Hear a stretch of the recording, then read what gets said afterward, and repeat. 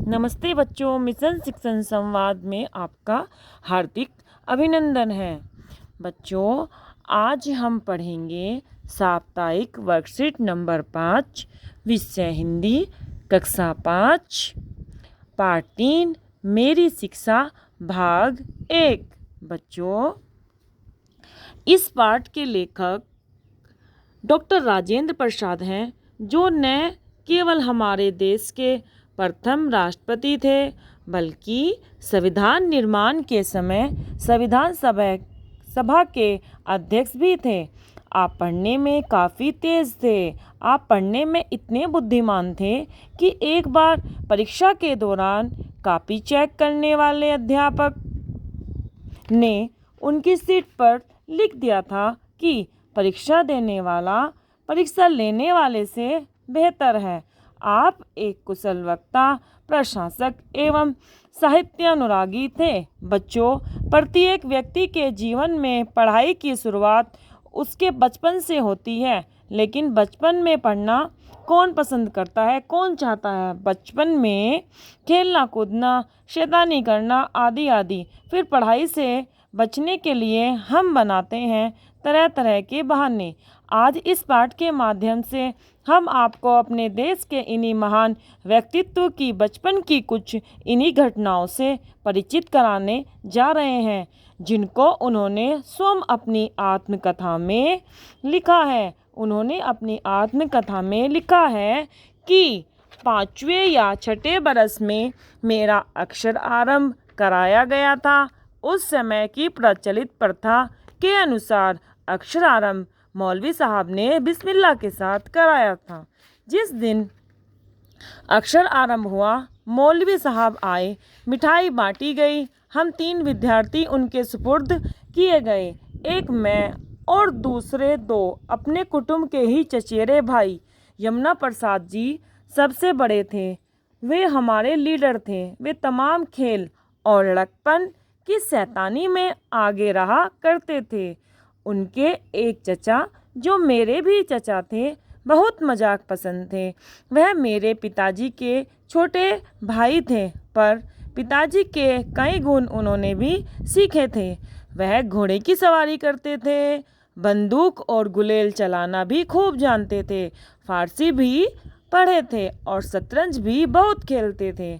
मौलवी साहब, जो हम लोगों को पढ़ाने आए, विचित्र आदमी थे। उनका बहुत सी बातों पर दावा था।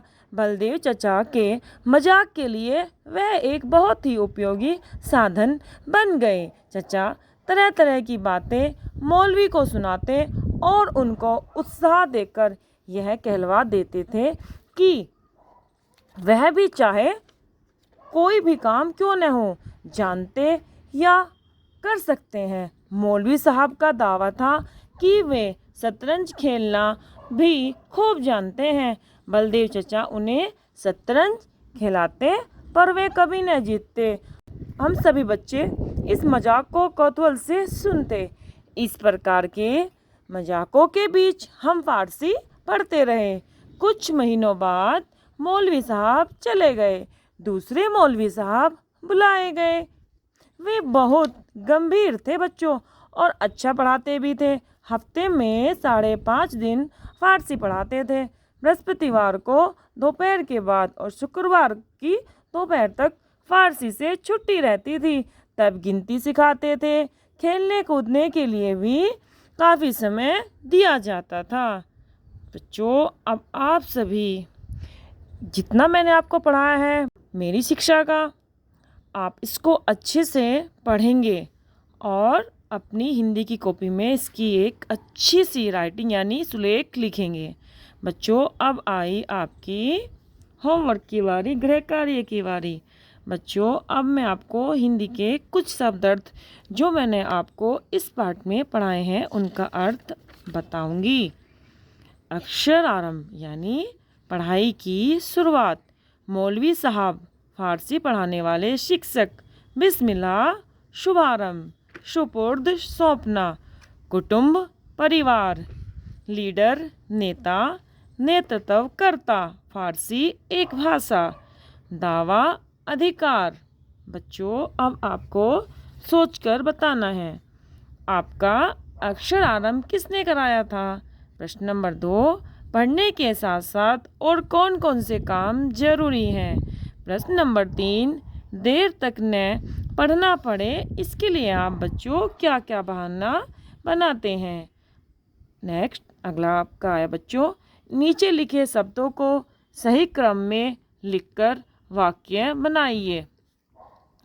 कोठरी करते रहा मैं वे एक थे, समय भी था खेलने के लिए, कूदने दिया जाता, आधा प्राय मिलती छुट्टी घंटे की थी, चारपाई साहब सोते पर मौलवी थे।